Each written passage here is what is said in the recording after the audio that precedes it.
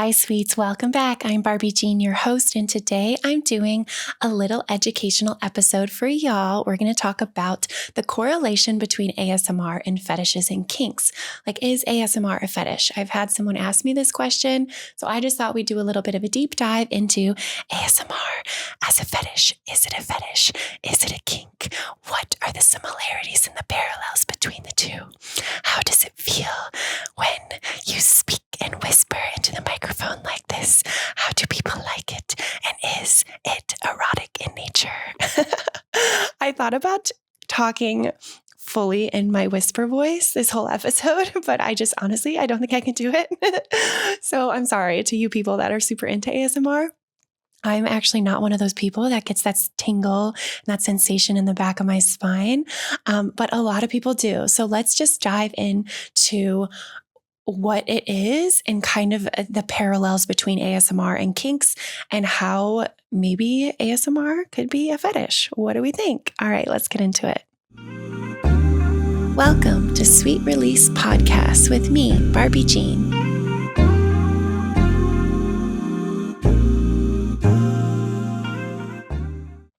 So for those of you, I'm sure most of you are aware of ASMR. Basically, it's just kind of this sensory overload that people experience. And it's kind of this triggering sensation, or it kind of triggers this sensation or this feeling of calm. It's almost like this stoner high in a way of feeling just this catharsis.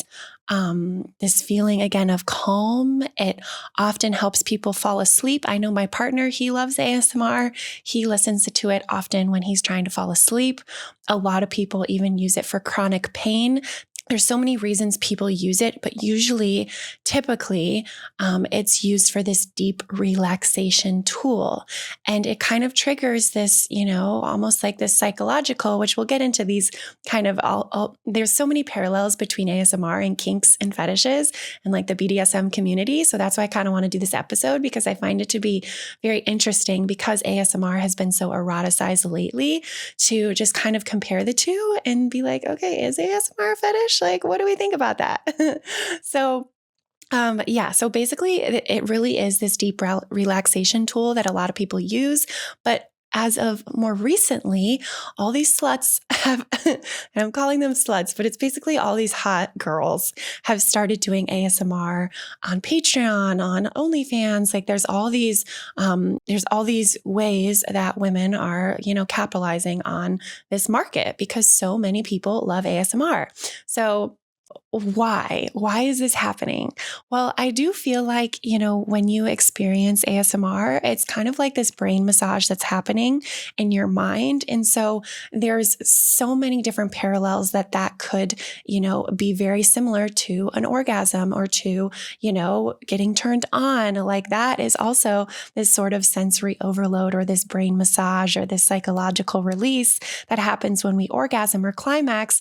It can feel similarly to those tingles that we receive on our bodies or that we feel on our bodies when someone's whispering really softly, or when you hear those little clicks with the mouth. And I put on some lipstick today to hopefully make some of these sounds with my mouth, but I'm not a professional ASMR enthusiast. So, okay. Anyways, I'm having fun with some of these little ASMR moments thrown into this episode.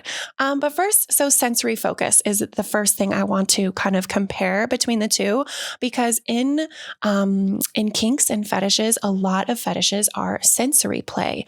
Like I've talked about sensory play so much, whether it's wax, whether it's, using hot and cold, whether it's using blindfolds. Like there's so many elements of fetishes and kinks where the senses are a big component.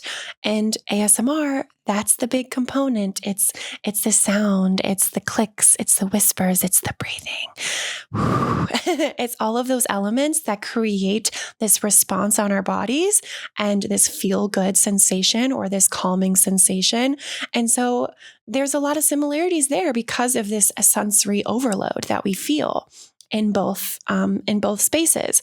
And then there's a level of intimacy and vulnerability. When you're seeing an ASMR, when you're seeing or watching an ASMR artist, or performer, or, I don't even know what to call them. I think I called them an enthusiast a moment ago. But when you watch these, oftentimes women, talking to you in this sweet, delicate voice and doing all these things, it's intimate, it's vulnerable. Like, you feel very connected to the artist. And that is a big level of kink and fetishes too, is this intimacy, is this vulnerability.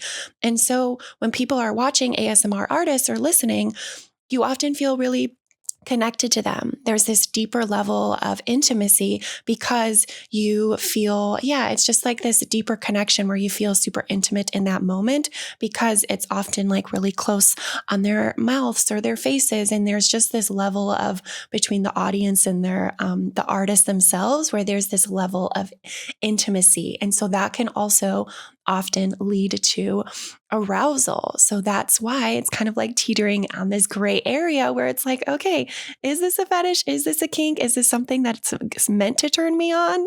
And so I think that it definitely can. And there again is this this parallel. I keep using that word, but there's this similarity between the two. And then there's this psychological triggers that happen. So when you're listening to an ASMR artist, there's often they talk a lot about the tingles and, that kind of like calm sensation that washes over your body. But there's also when your brain is processing these sounds and these sensations, it's creating this kind of emotional psychological response. And that in turn happens very often with many BDSM practices, especially in the power play dynamic. You can play with that psychological play. And so again, it's like, oh, okay, no wonder people are eroticizing this. No wonder people are fetishizing this thing, because yes, it also is dealing with your mind. It's dealing with the way that our bodies respond to these certain sounds and these elements. And that can, again, be this psychological response or this psychological release. And then there's also control and surrender. So ASMR artists, or when you're listening to ASMR, it feels like you're almost surrendering to the sound. You're kind of letting go of the control. You're allowing your body to really relax and submit. And that is very similar to, again, this power play dynamic that we often experience when we're playing with power play dynamics. And so it's just so similar to me in my brain in so many ways, because it's like, okay, you're listening to these sounds, you're listening to the sweetness of the voice, you're listening to the way it makes you react and the way it makes you melt into the screen. You want to just melt and relax. And like I said in the beginning, it creates this super soothing sense of relaxation and calmness. And that's why a lot of people love it. It's never been sexual in nature, in the past. Until more recently, I feel like now it's all eroticized, but it's meant to be this non-sexual way to relax you and to, de-stress you and help you fall asleep and alleviate pain and all these things.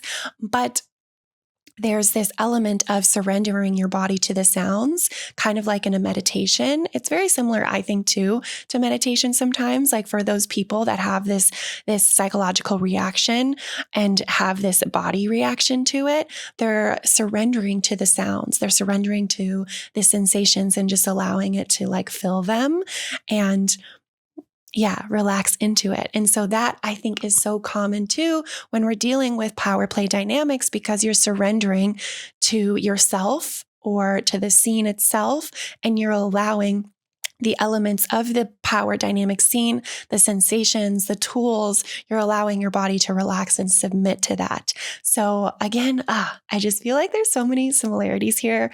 And then, finally, I feel like with the community of ASMR, there's such this similar ethos with these two communities. So we have this level of one, just exploration, there's just this level of comfort with judgment-free space in both communities.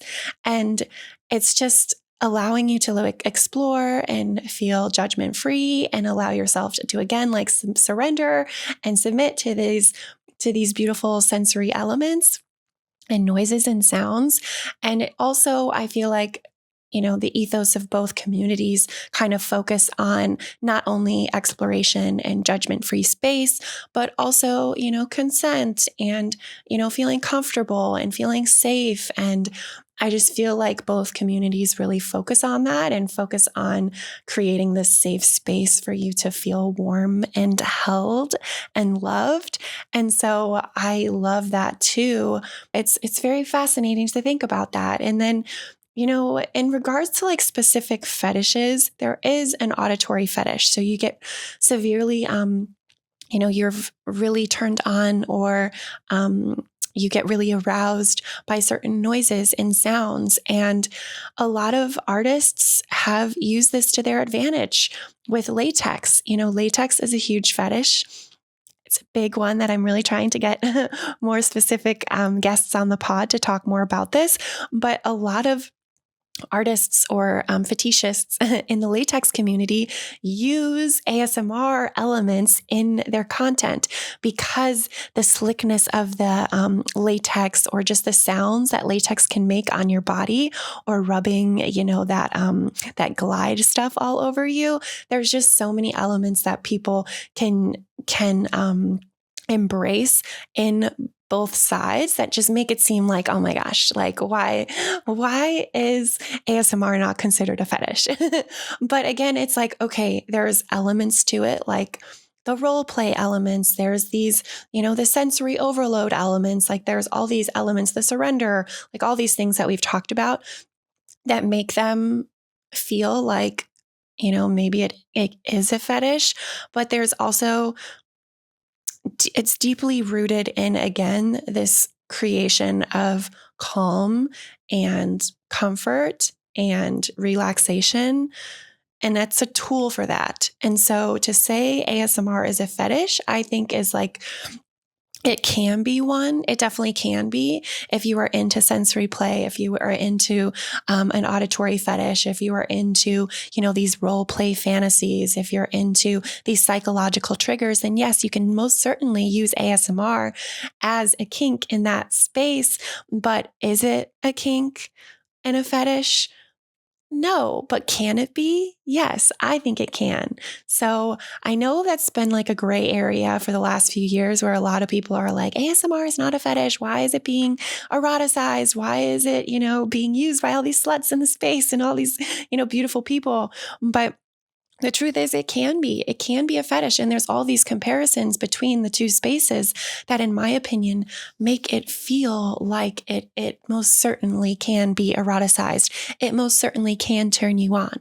I mean, what's not to love about hearing a beautiful woman whisper into the microphone and make noise with her mouth and blow into the microphone and talk about how sexy you are and how much she loves you. But I don't know. I don't listen to ASMR artists. I should have listened to some more before I filmed this episode, so I could, practice my flow in my mouth. But I know they do a lot of like touching of their bodies, and yeah, there's just so many different elements that I feel like it makes sense why these people are, making it more of a fantasy and more of this kind of fetish element to it, and using it to turn people on. Because I do think that when you hear this like soft spoken, the whispers, like if you have this kind of response, then yes, maybe you have this kind of response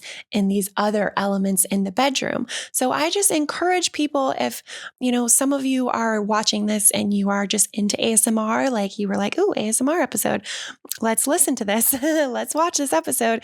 If you are personally someone that is an ASMR artist, or someone that is super into the sounds and the noises and just the way that it makes you relaxed and calm, I encourage you to possibly use some of these sensory play elements in the bedroom.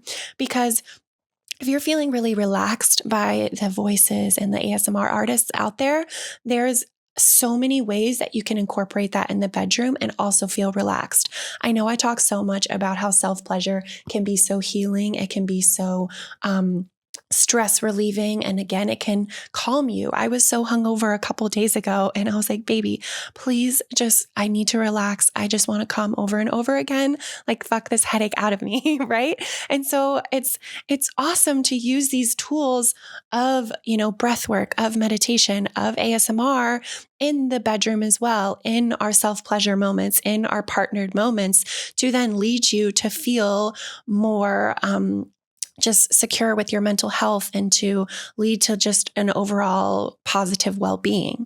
So I encourage you to try it. If ASMR is something that you're really into, incorporate some of these other sensory elements like wax, like feathers, like, blindfolds or ice cubes or other elements where the senses are incorporated, or even like dirty talk or, asking your partner to whisper in your ear in the heat of arousal. Like, those moments can really lead you to a more powerful orgasm and also lead you to just feel like an overall sense of well-being, like amazing sensations and feelings and a fantastic response, a fantastic sweet release.